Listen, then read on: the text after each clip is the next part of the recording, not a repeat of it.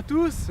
Aujourd'hui on se retrouve pour un nouveau reportage. Alors aujourd'hui on est en Islande, on va y passer une petite semaine. L'Islande, l'île de terre, de feu et de glace.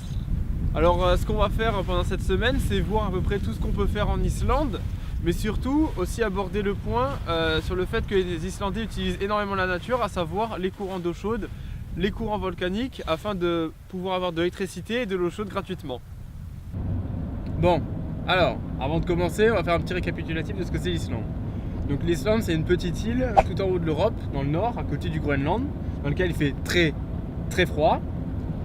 Il y a 348 000 habitants et la ville principale c'est Reykjavik, donc c'est là où il y a le plus d'habitants sur cette île. Donc sur cette île, c'est une île volcanique, donc il y a beaucoup de glaciers, il y a beaucoup de volcans, mais il y a aussi surtout ce qui va leur servir à produire de l'énergie, à produire de l'eau chaude, énormément de canalisations souterraines avec de l'eau brûlante, chaude, qui sortent directement des volcans. Donc eux, leur principale source d'énergie, c'est la géothermie. Donc il y a beaucoup de centrales géothermiques dans le sud de l'île qui utilisent toutes ces sources, toutes ces canalisations pour faire chauffer des turbines, faire tourner des turbines et du coup apporter de l'électricité sur toute l'île. Et ce qui est bien ici, c'est que l'eau chaude, du coup, elle est gratuite. Les habitants ne paient pas l'eau chaude. Ils se préoccupent plus à refroidir cette eau qu'à la réchauffer finalement. Mais les Islandais utilisent tout ce qui est pour la nature, enfin tout ce qui provient de la nature et se servent vraiment de ça. C'est-à-dire que les routes, comme on peut voir ici, c'est fait avec de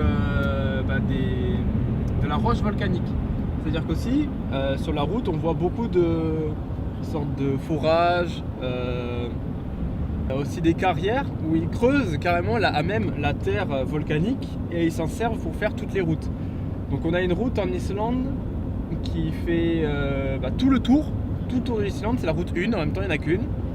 Et c'est fait principalement donc, du goudron fait avec de la pierre volcanique.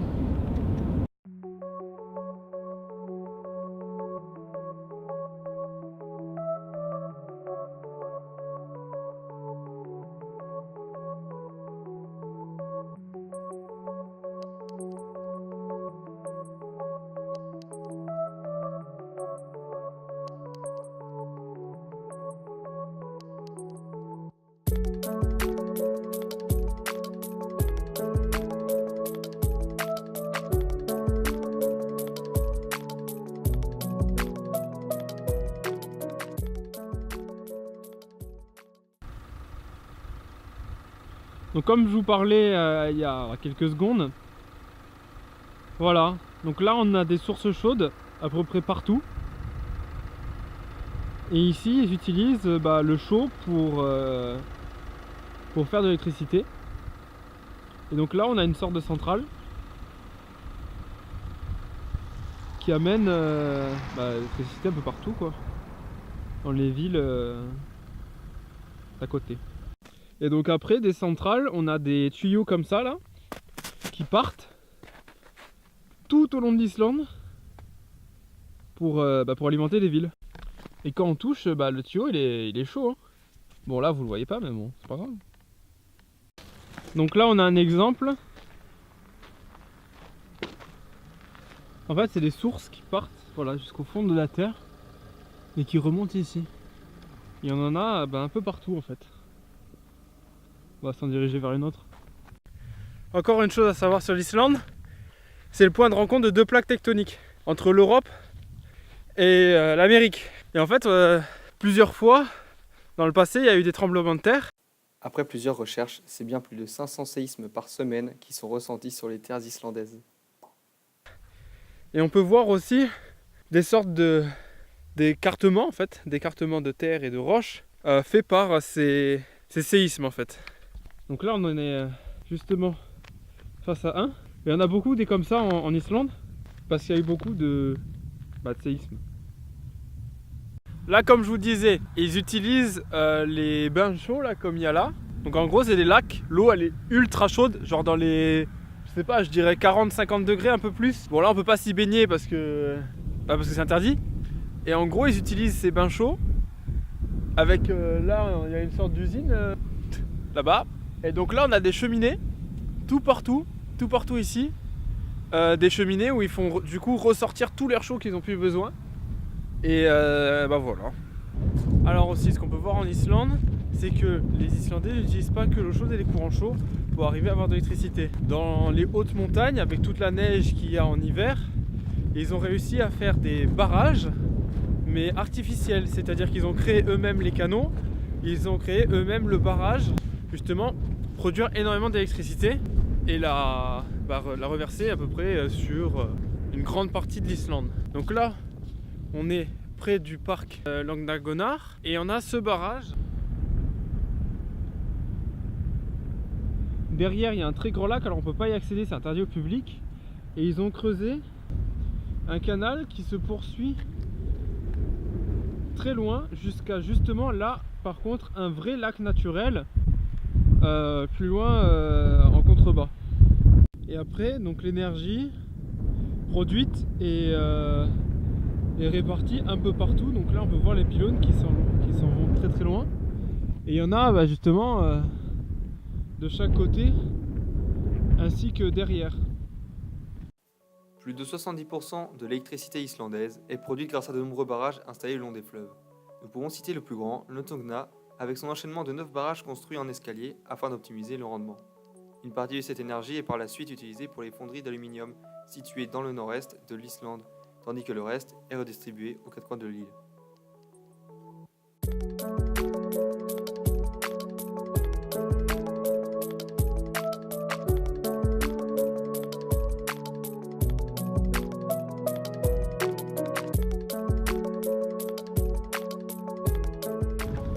Alors ici on est à Ashvir, donc en gros c'est une sorte de plaine où il y a énormément d'activités volcaniques.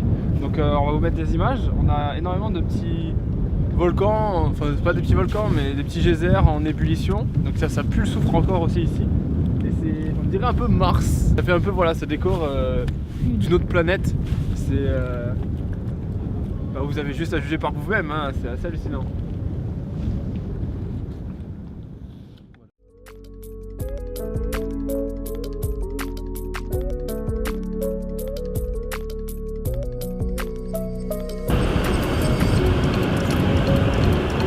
Je sais pas si on entend, on est avec Michel.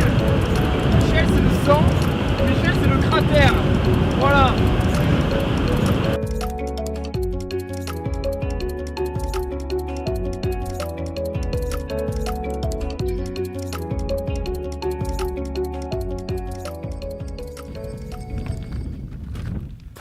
Donc là on est à Edelbron. Edelbron en fait c'est un ancien champ de lave qui date des éruptions de Mývatn qui ont eu lieu en 1729. Et en fait depuis ce temps-là, donc ça a été laissé vierge, tout est resté vierge, donc on voit vraiment énormément de pierres volcaniques sur des kilomètres et des kilomètres. Et au fur et à mesure des années, c'est devenu de la mousse en fait, de la mousse volcanique qui s'est formée sur ces pierres.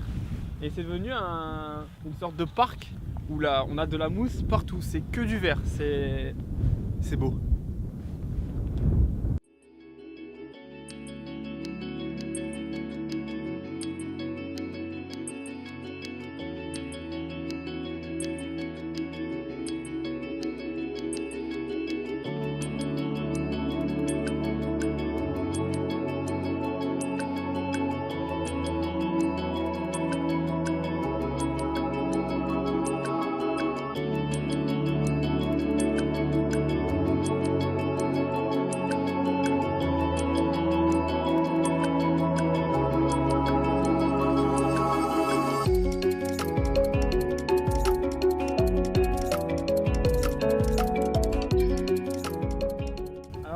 Eyjafjallajökull, c'est un des nombreux glaciers qu'on peut trouver en Islande. Ce glacier il s'étend sur des kilomètres et des kilomètres, je ne sais pas si vous arrivez à voir, là c'est immense. Et en fait il vient s'effondrer ici. Toute la glace qui vient du tout en haut des montagnes, elle arrive ici. Et ça nous donne un lac de glace avec des icebergs gigantesques. Malheureusement, ces icebergs représentent aujourd'hui un danger pour l'île. Car comme vous le savez, le réchauffement climatique provoque la fonte de ces derniers, et selon une étude réalisée par l'association Terra Eco, ce phénomène provoque la remontée de la croûte terrestre, ce qui soulève par endroits l'île de 3,5 cm par an. Les conséquences pourraient être désastreuses pour l'île, soit l'augmentation de l'activité sismique et volcanique déjà très présente ces dernières années.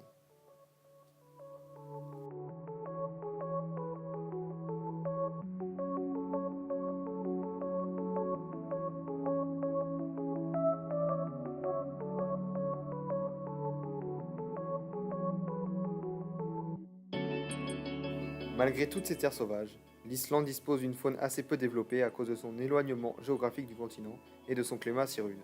Cependant, on y trouve de nombreux oiseaux, beaucoup d'espèces marines et quelques mammifères.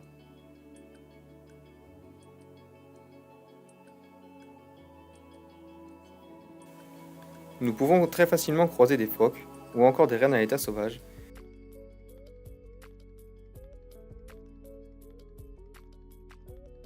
ainsi que des poneys islandais et des moutons qui sont très présents sur l'île. Nous avons également eu la chance de croiser de nombreuses espèces d'oiseaux, comme la sterne arctique, l'oie cendrée ou encore le macaremoine, qui est un animal symbolique de l'Islande. L'Islande, c'est aussi ça, c'est énormément de cascades, des cascades de partout.